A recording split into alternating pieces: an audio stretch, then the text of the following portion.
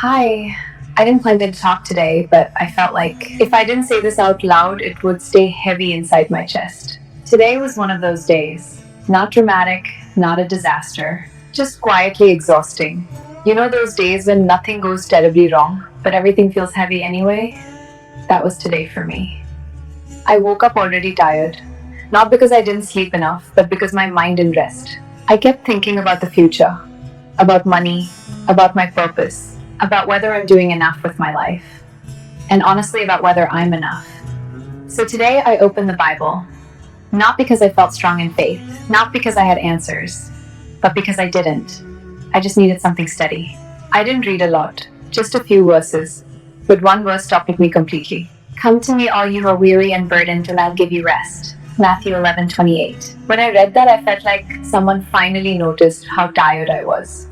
It didn't say, come to me when you have your life together. It didn't say, come to me when you're confident. It said weary. It said burdened. And I realized that's exactly how I've been feeling. I think we don't talk enough about quiet exhaustion. The kind that doesn't show on social media. The kind where you smile, you function, you keep going, but inside you're just trying not to fall apart. I've been trying to be strong for so long, trying to be positive, trying to tell myself others have it worse. Today, the Bible didn't tell me to compare my pain. It didn't tell me to toughen up.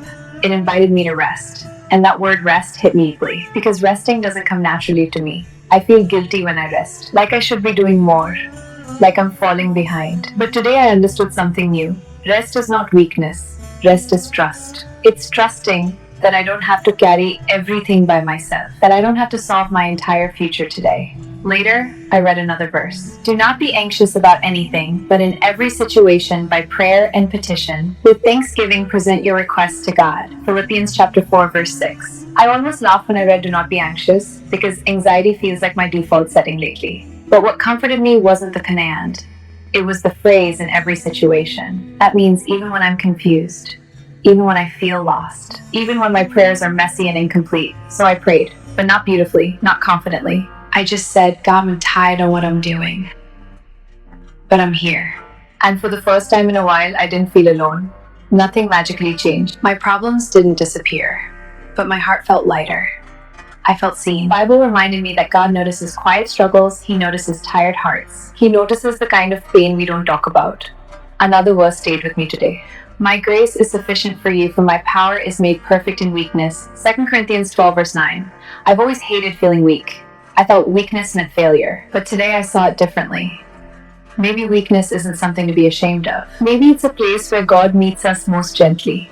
Because when I'm weak, I stop pretending, I stop performing, I stop trying to impress anyone. And maybe that's where grace can finally reach me. What I learned today from reading the Bible is not how to fix my whole life. It taught me something smaller and more important. I only need strength for today. Not for next year, not for my entire future, just for today. And today I was given enough. If you're watching this and you feel tired, really tired, you don't need perfect faith. You don't need perfect words. Open the Bible slowly. Read one verse and let it sit with you. Sometimes it doesn't give answers. Sometimes it gives companionship. And today that was the greatest comfort of all. Thank you for listening. I hope you rest tonight, even just a little.